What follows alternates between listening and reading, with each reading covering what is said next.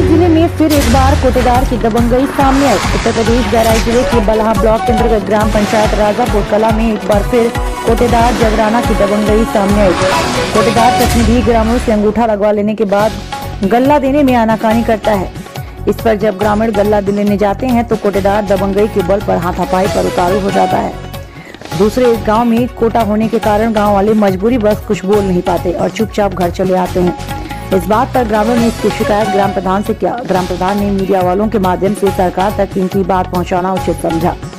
इस पर जब मीडिया कर्मी इस गांव में ग्रामीणों की बयान लेने पहुंचे तो ग्रामीणों में काफी आक्रोश देखा गया। आइए दिखाते हैं क्या है पूरा मामला, सुनिए खुद ग्रामीणों की जुबानी। न्यूज 11 टीवी से ब्यूरो चीफ राजीव कुमार सिंह।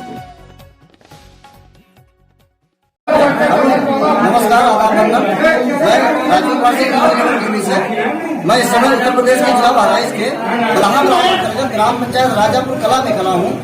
यहाँ पर जैसा कि आप लोग देख रहे हैं कि काफी ग्रामीणों की भीड़ एकत्रित है। ये ग्रामीण किसी रोड शो में न जाकर के नहीं जा रहे, किसी तमाशा देखने के लिए नहीं आए। बाकी ये कोटे को लेकर के ये लोग काफी पीड़ित नजर आ रहे हैं। इनको समय पे कोटेदार गल्ला नहीं दे रहे। आज कम से कम 3 महीने हो गया ये लोग अंगूठा कोटेदार लगवा लेते हैं, उसके बाद में गल्ला भी नहीं देते हैं। जब ये लोग गल्ला लेने जाते हैं तो इनको अंगूठा लगवा के ये बताया जाता है कि जाओ अगले महीने मिलेगा। ऐसा करके ये लोग इतने पीड़ित हो गए हैं। आज ये मीडिया वालों के माध्यम से आगे शासनादेश जारी करना चाहते हैं कि आगे सरकार तक में बात आवाज उठाए। अगर इनका कहना है अगर यहाँ से हमको सुनवाई नहीं मिलेगी तो मैं आगे डीएम साहब के पास जाऊंगा और एसडीएम साहब के पास जाऊंगा, यहाँ तक कि मैं मंत्री के पास भी जाऊंगा। आइए मैं कुछ ग्रामीणों से बयान देता हूँ। क्या नाम है माता जी आपका? कौन सा गाँव है? राजापुर कला। क्या समस्या बताइए? गल्ला नहीं मिला है, गल्ला नहीं है। क्या नाम है कोटेदार का? जगराना कोटेदार का नाम है। क्या कह रहे हैं? गल्ला जमा देंगे चले जाते गल्ला ही महीने में अगले महीने में। इस बारे में आपने किसी को बताया, जानकारी किसी को दिया? किसे बताई? प्रधान से बताई थे, उनका गाँव वाले से नहीं बता। आइए कुछ चाचा क्या नाम है आपका? नहीं मिल रहा है। नहीं नाम अपना बताइए, क्या नाम है? छैलू नाम है। छैलू। कौन सा ग्राम पंचायत है? राजापुर ब्लॉक। कौन सा लगता है? बलहा। क्या समस्या है? इतनी भीड़ खड़ी हुई कोटेदार को लेकर के आपके पास समस्या है? क्या कह रहे हैं कोटेदार? आइए क्या नाम है आपका? राजेश जी। ये जो आपको ये किसके लेके?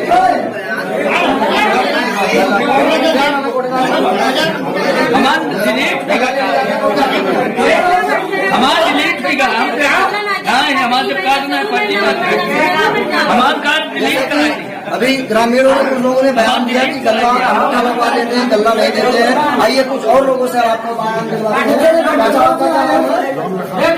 कौन सा ग्राम पंचायत है? राजापुर। कौन लगता है? बताइए। जैसा कि मैं आपको दिखा दूँ, दोनों आपस से मतलब लाचार हैं। अब ऐसे आदमियों का अगर गल्ला खा लिया जाए तो ये मेरे हिसाब से शायद कोटेदार के ऊपर गाज गिर जानी चाहिए। मैं अपने मुझसे नहीं कहना चाहता हूँ। आइए चाचा का बयान लेते हैं। ऐसा है कार्ड लगवाएंगे और चना और जो मत उदय जी गल्ला परसों जहाँ 27 तारीख में गल्ला कोटेदार के ऊपर गाज गिर जानी चाहिए। मैं अपने मुझसे नहीं कहना चाहता हूँ। आइए चाचा का बयान लेते हैं। ऐसा है कार्ड लगवाएंगे और चना और जो मत उदय जी गल्ला परसों जहाँ 27 तारीख में गल्ला आपको नहीं मिला। हाँ, इसके बारे में आपने किसी से कुछ कहा? किससे कहीं प्रधान है, किससे कहीं प्रधान जी ने क्या कहा? प्रधान जी कहीं बात की। अच्छा, तो अगर यहाँ से आपको सुनवाई नहीं होगी तब आप कहाँ जाएंगे? हम जहाँ आप नहीं चले तहाँ चलो या प्रधान नहीं, प्रधान मतलब आप कहाँ डीएम साहब के पास जाएंगे? कहाँ पर जाएंगे? डीएम साहब की जाओगे, पीडी से जाओगे। हाँ, तो साहब लोग डीएम साहब के पास इस बात की शिकायत करेंगे। आइए और किसी चाचा आपका क्या नाम है? गुरुलाल गुप्ता। कौन सा ग्राम पंचायत है? राजापुर कला। ये बताइए इतनी जो गाँव में भीड़ इकट्ठा हुई है किसके लिए इकट्ठा हुई है? राशन गल्ला। राशन कौन है कोटेदार? तो जब गल्ला आपको कितने महीने हो गया? 3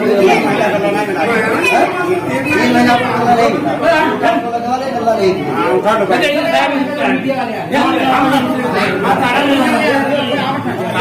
अब जैसा कि आप देख रहे हैं कि कितने ग्रामीणों ने बयान दिया है।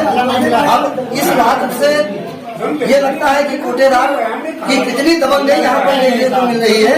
कितना कोटेदार दमन नजर आ रहा है कि जो 3-3 महीने अंगूठा लगवा करके गल्ला नहीं दे रहा है। मैं न्यूज़ 11 टीवी से राजीव कुमार सिंह, जय हिंद जय भारत। खराब मौसम की वजह से निरस्त हुआ सांसद बृजभूषण शरण सिंह का महाजन सभा। उत्तर प्रदेश बहराइच थाना रुपीडिया के अंतर्गत बाबागंज स्थित बाबा परमहंस दास कुट्टी पर कैसरगंज सांसद माननीय बृजभूषण शरण सिंह को 5 जून अयोध्या चलो के समर्थन में एक भव्य जनसभा का आयोजन किया गया था, जिसमें उनको 2 बजे के लिए आना था, लेकिन 12 बजे से तेज हवाओं के साथ बारिश हो जाने के कारण उनका आना निरस्त हो गया, जिससे जनसभा में आए हुए सभी चहेतों को मायूस होकर लौटना पड़ा। Bureau report Rajeev Kumar Singh, Bahraich.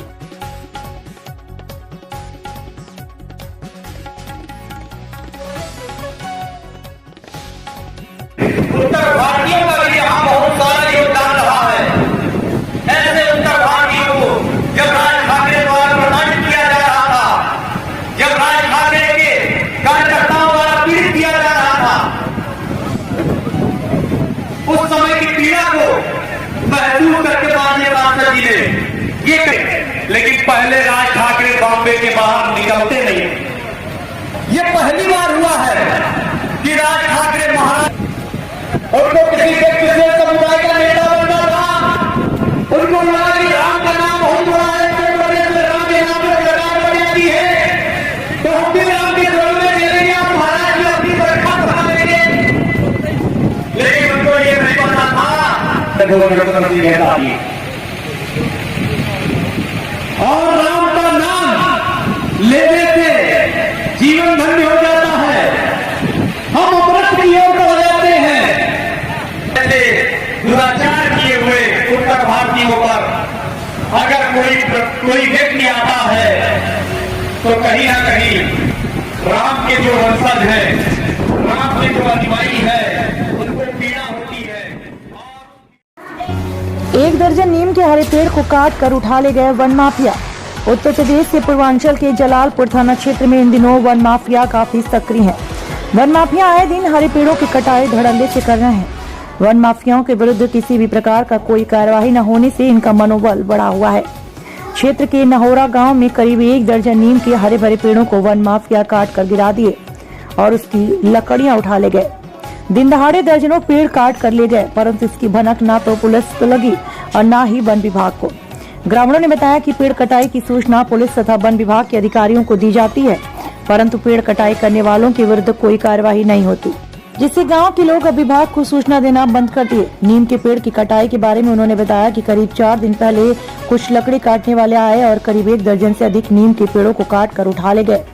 One माफियाओं का विभागीय सांठगांठ होने से यह लोग बेखौफ होकर धड़ल्ले से पेड़ कटाई कर रहे हैं। न्यूज़ 11 टीवी से विनोद कुमार विश्वकर्मा।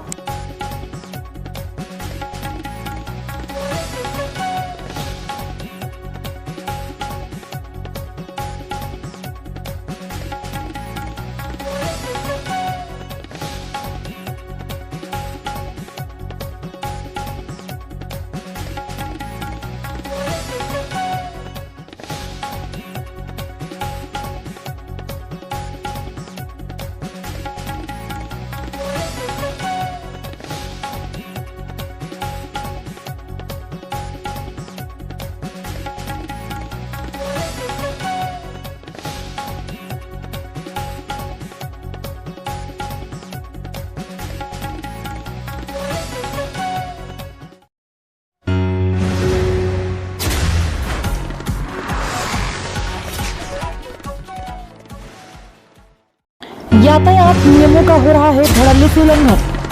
खबर सुल्तानपुर से जिला हॉस्पिटल से, जहां पर कई एम्बुलेंस कई घंटों से इस जाम में फंसे हुए हैं। यहाँ पर ना तो कोई ट्रैफिक वाला है, ना कोई ट्रैफिक व्यवस्था, जिसके कारण मरीज एम्बुलेंस में तड़प रहे हैं।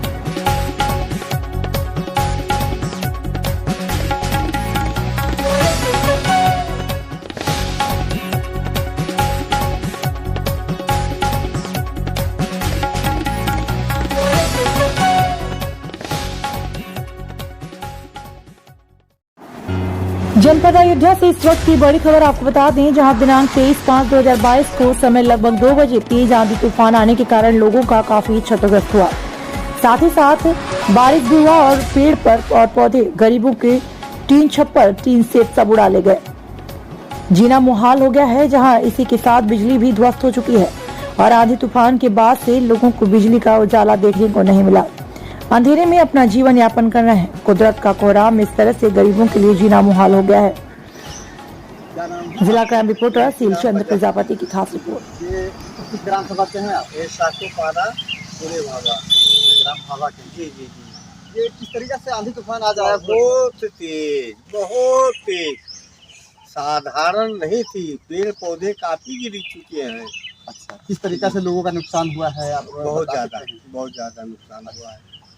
अच्छा, ग्रामीण क्षेत्रों में लोगों का घर वगैरह भी गिर गया होगा। हाँ हाँ जी हाँ जी हाँ। इस आंधी से क्या क्या नुकसान हुआ है और जिस तरीके से कुछ आप इसके विषय में बताएंगे हमारे दर्शकों को? हाँ जी हाँ जी। पेड़ पालों से नुकसान हुआ है जी। घर एक छप्पर था वो भी उड़ गया है। मेरे गांव में एक घर था वो भी गिर गया है जी। तो आज बहुत कितने समय लगभग कितने बजे आंधी आई थी? दो से 2:15 तक का आई थी। 15-20 मिनट आंधी जी जी। चली। 15-20 मिनट नहीं, 1 घंटा पूरा चली आंधी। उसके बाद पानी आ गया। अच्छा, बारिश भी हुई है? जी जी जी, बारिश भी हुई है। तब तो लोगों का काफी नुकसान हुआ। जी हाँ, काफी दादा लोग आप देख सकते हैं किस तरीके से आंधी तूफान होने के कारण यहाँ के लोगों को कितनी क्षतिग्रस्ती हुई है। आइए अभी और आगे आपको दिखाते हैं किस तरीके से लोगों का नुकसान हुआ है।